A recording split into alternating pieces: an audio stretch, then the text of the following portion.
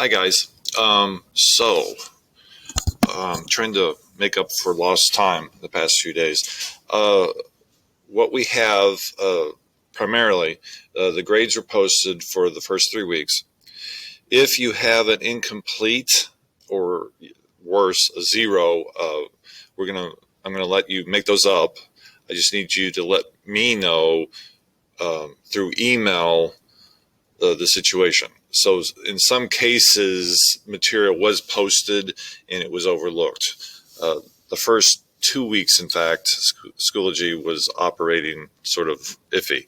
So I just need to know if you've got a zero or an incomplete, what the assignment is, where and how you posted the material, or if you're making it up. Okay. So either which way will fix the situation. So that's the first point. The second point, I've got the screen up here showing Schoology. There's some quick information I need to cover regarding this week. So I'm going to week 4, Monday.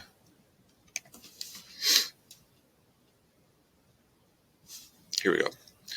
Okay, now, as far as Monday's material, you should have had no problem accessing the PDF description mode. I noticed yesterday when I was going through the live classes, the New York Times article, you actually need to have a subscription in order to view it. Okay. In a second, I'm going to attempt showing you the material and quickly pointing out some of the paragraphs I had in mind that relate to the description mode. So this will be the first time I've tried it. So this is like live TV. We'll see what happens. The other thing of importance, the Koyaanisqatsi video may not have played for you. If the video did not play for you, please let me know. That's where the assignment comes in for this week. Basically, to open this, you should be able to just to play the video, but it's saying in some cases that it's restricted. I double checked the system, and according to my account, this is viewable by students in the high school. So I don't know where the restrictions coming into play. If you go to YouTube and just type in Philip Glass, Life Out of Balance, The Grid, you should find this video.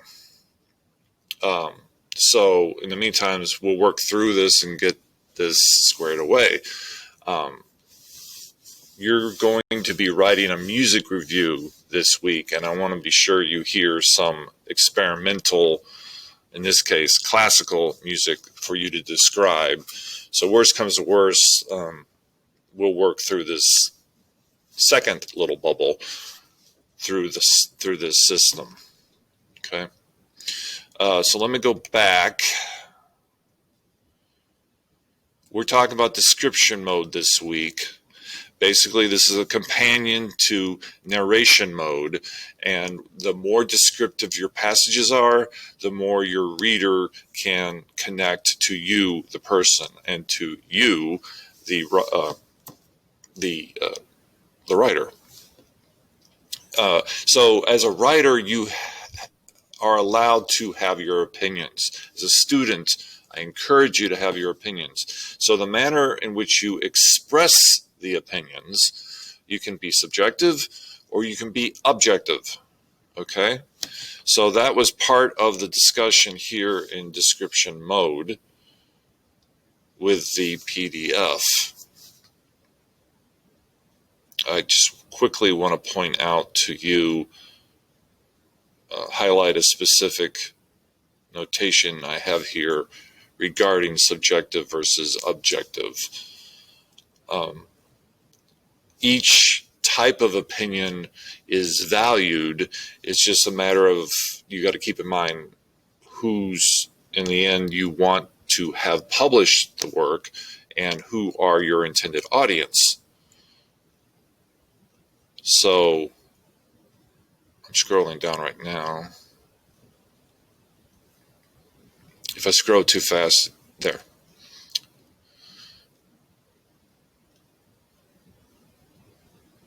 Okay, so here's the main page that starts out regarding opinionated language. It could be objective, it could be subjective.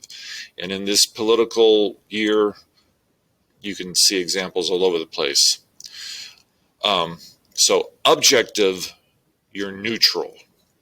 You're not taking a side, you're just expressing a high-end descriptive passage, okay?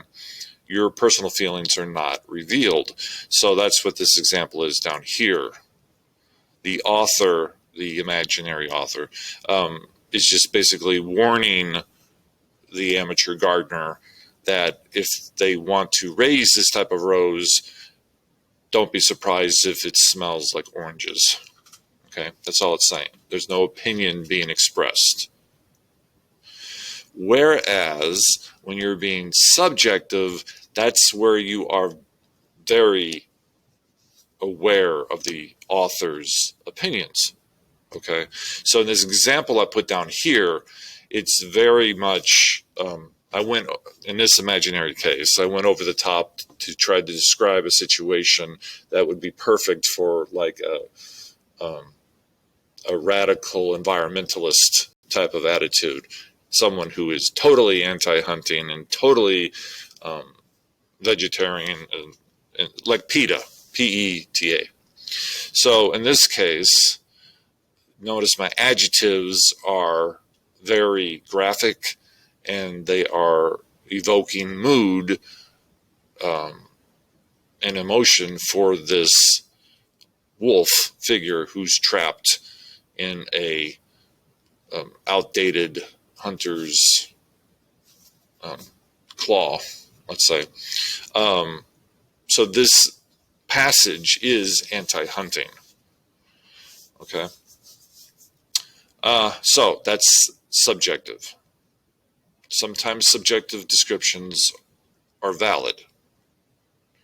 Sometimes you want to be objective. So just keep that in mind while you're going through the various writing stages for the class. Okay, now let's attempt the New York Times article. I am going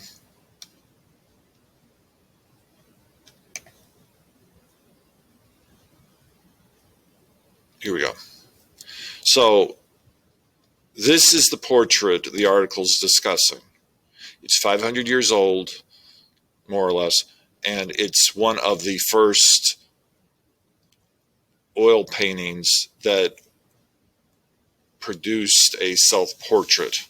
So historically, it's important. Artistically, it's important. Culturally, it's important.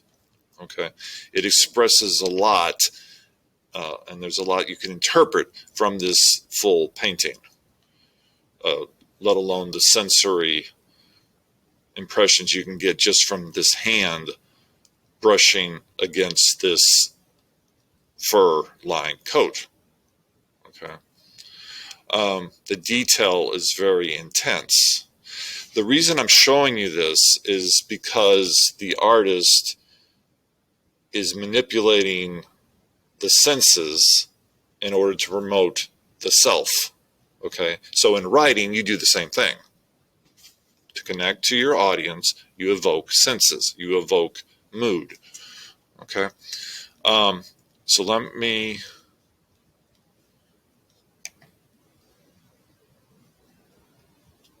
Now this is where we might have the issue because I have to sign in.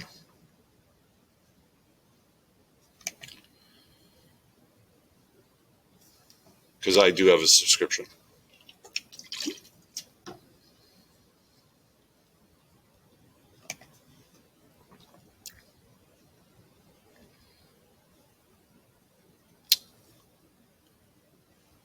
Okay, it worked. I'm waiting for the painting to come back. This is an interactive article. So as I scroll on the left-hand side, the painting on the right-hand side will move according to the passage. Now, in the interest of time, I'm only going to go through some of the more descriptive passages from this author, Jason Farago. Okay? So, let's scroll down. So, the intro statement is here. Who are you and what are you doing here? So notice his attempt at humor. He's going for this direct connection, a psychological connection, a bridge between himself and you. Okay, just like the painting is connecting to you. Okay. Now you see as I scroll down, it gets more intense and more close. And the author's making a comparison, as you can see, of how the selfie, the very modern concept of the selfie, has been around for over 500 years or more. And it starts right with this painting. Okay, so each new paragraph, it's getting closer and closer to the face. As far as the detail of this painting, if you notice under what's the left-hand side of the painting, the eye, there's a little skin mark. I never noticed that before. I've seen this painting more than once. It's interesting that zooming in like this, it increases the intensity of the eyes. Okay, so now scooting back for a second to show you the full picture of the artist. It's giving you a brief history of the artist on the left-hand side. Dürer, the painter, was a popular artist of the time, celebrity in his own right. He's telling you some details where it is, where it's hung. Now, this is the description passage I wanted you to get to see. This is the critic commenting about the painting and the mood and the attitude that comes off this painting. And as the critic says, it isn't exactly a welcoming picture. It's supremely arrogant. So perfectly, it's almost airless. So detailed, it feels fetishistic. Its symmetry and frontal orientation give Dürer the appearance and unapproachability of a holy icon. So there's a lot going on in this little art history paragraph. Okay, you are given subjective opinions. You're also given an objective one. Okay, subjectively, the critic is pointing out to you the fact that Dürer is coming across with an attitude. Okay, he's at the height of his career. He's young. He's allowed to have that attitude. Okay, he's making money. Further, he's also mimicking the style of religious paintings. So that's why it says a holy icon. This is a westernized view of a Christ figure. So that's why the hair is full and flowing, and you got a full beard growing here with a mustache. But the thing is, this is not a holy painting. This is an artist imitating a holy painting. And that's where you get off with this statement that it's supremely arrogant. Okay, so there's a lot going on in the paragraph. There's a lot going on in the painting itself. If you had a description and you scroll down, various details of the painting will pick up, if you notice, and then it'll zoom to different avenues of description within the article. In particular, right here, he's describing the texture of the hair. Look how the lines of his hair weave in and out, how brighter strands and darker ones braid together in each lock. So from a writer's standpoint, that one passage is very descriptive, very detailed. One could easily have said the artist has light and dark strands painted on the hair to represent the hair. And notice with that simple statement that I've made, I'm not giving away details. I'm not giving away emotion. Whereas this author is giving you details and at the same time getting you to react to what you see. Just going back to the painting for a second, you notice right here this line, this one thin little line highlighted. So each stroke of these hairs were painted in, and each stroke is accented with highlights and darks. And that's what the author is intending when he says they're being braided together, like rope, straw. Okay. So at any rate, I regret that you can't go through the whole article by yourself. But nonetheless, it's a good passage. It has good passages, and the painting itself is worth commentary. Okay? So let me double check one quick thing. Okay. Right. So what I need you to do now, let me know if you were able to access the video. Otherwise, I'll come up with another way of attempting a music review.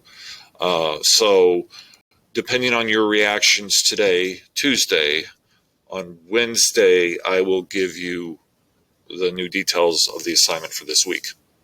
Okay? So stay in touch, either by email or through Schoology itself. Hope y'all are being okay and having a safe time. Talk to y'all later.